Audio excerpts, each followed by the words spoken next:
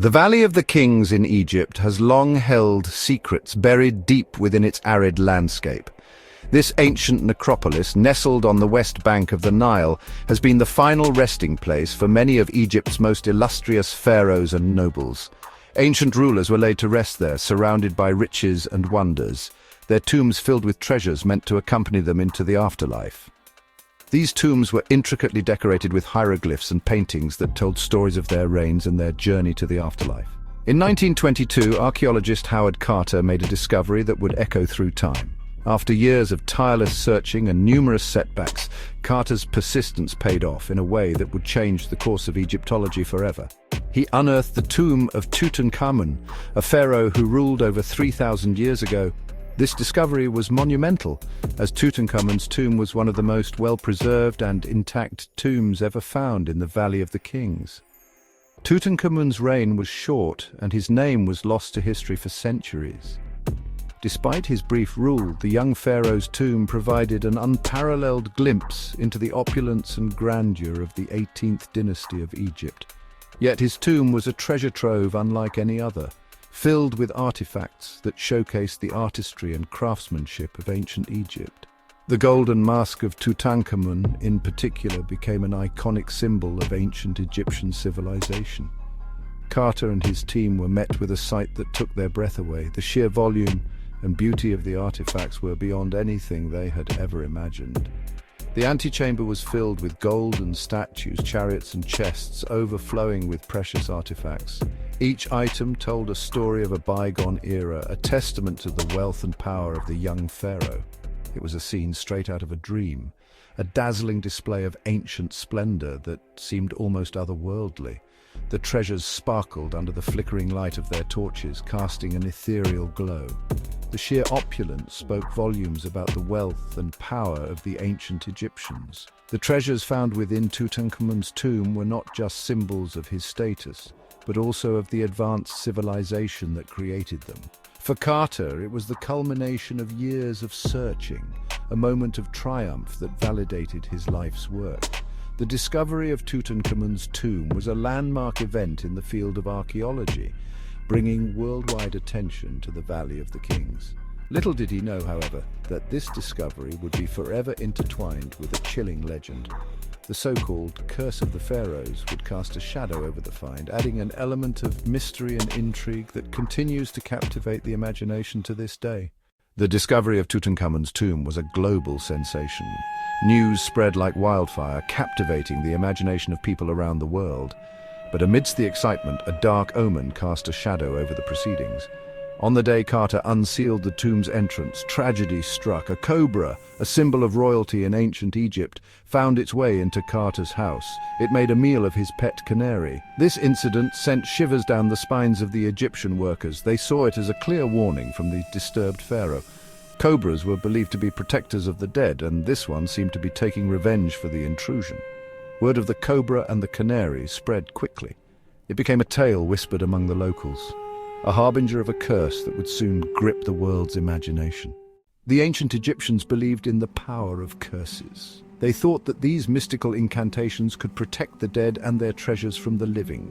The belief in curses was deeply rooted in their culture and religion, ensuring the sanctity of the tombs remained undisturbed. Tombs were often inscribed with warnings to ward off would-be grave robbers.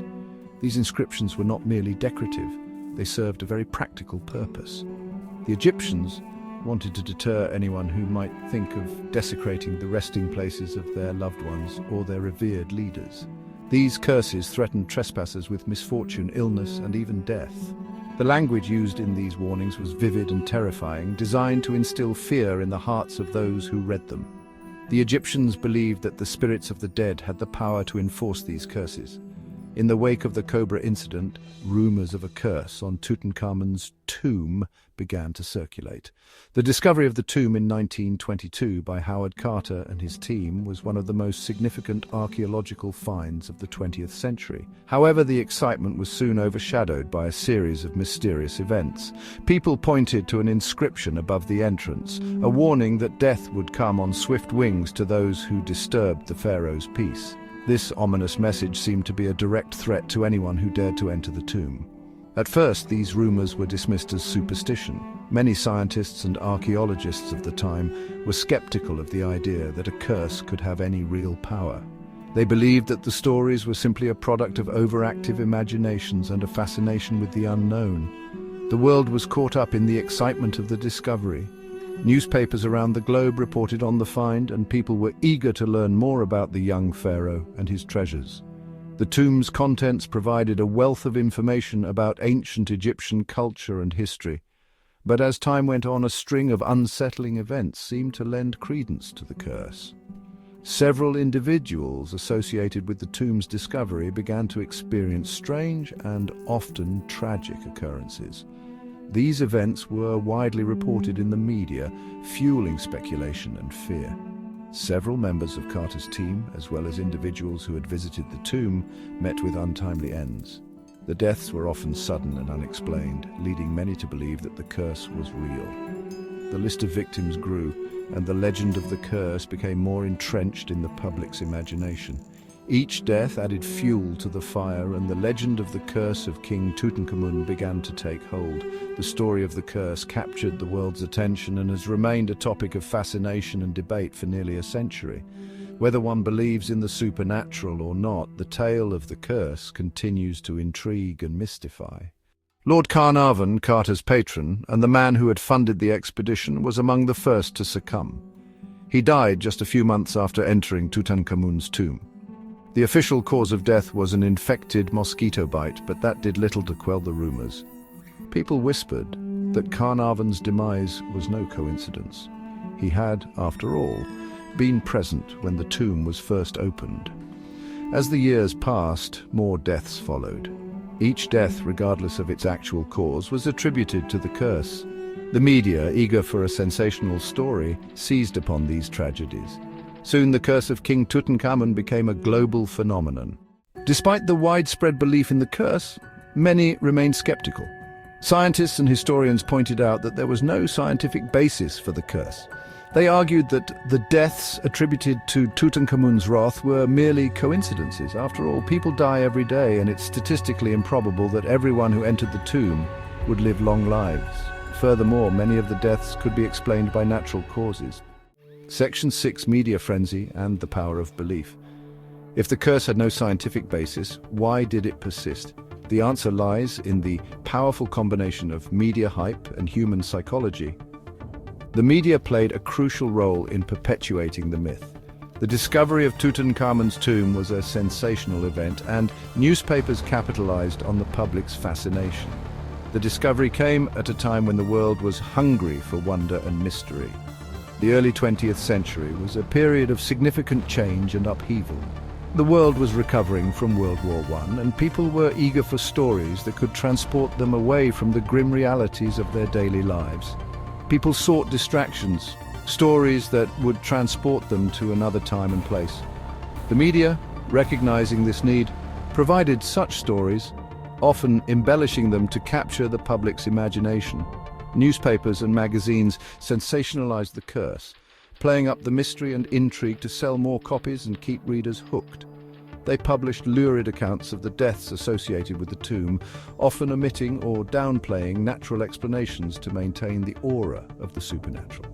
The more sensational the story, the more it captivated the public's imagination, feeding into their fears and fascinations.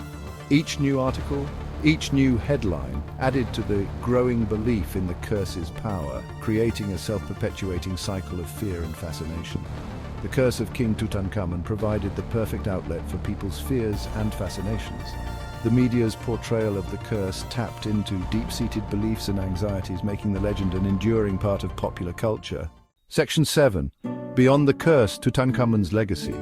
In the decades since its discovery, Tutankhamun's tomb has become an iconic symbol of ancient Egypt. The treasures it contained have captivated the imaginations of millions, but Tutankhamun's legacy extends far beyond the curse. The discovery of his tomb was a watershed moment in archaeology. It provided unprecedented insights into the burial practices and religious beliefs of the ancient Egyptians. Section 8. A timeless fascination. The Curse of King Tutankhamun continues to fascinate us nearly a century after it first gripped the world's imagination. Books, movies, and documentaries keep the story alive for new generations. Why are we still drawn to this tale of ancient vengeance? Perhaps it's because the curse taps into our primal fears of the unknown. It reminds us of forces beyond our control, forces we may never fully understand. Or perhaps it's simply the allure of a good story. The Curse of King Tutankhamun is a tale of mystery, intrigue, and the enduring power of belief. It's a story that has captured our imaginations for generations and will likely continue to fascinate us. Section 9. Conclusion: the enduring mystery. The Curse of King Tutankhamun may forever remain a mystery. Was it a real manifestation of ancient magic or simply a series of unfortunate coincidences? We may never know for sure.